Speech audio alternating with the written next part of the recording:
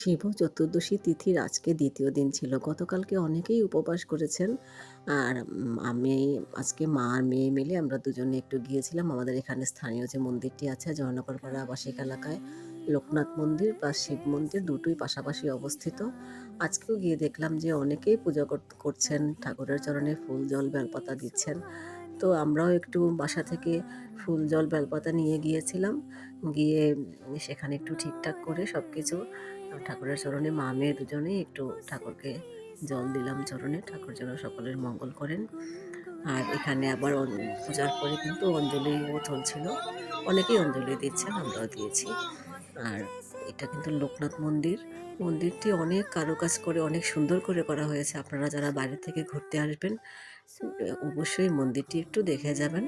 ঠাকুরের দর্শন পেয়ে যাবেন।